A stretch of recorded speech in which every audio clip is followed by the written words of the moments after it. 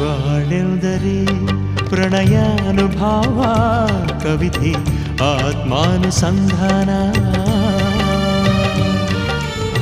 ನೆನಪೆಂದರೆ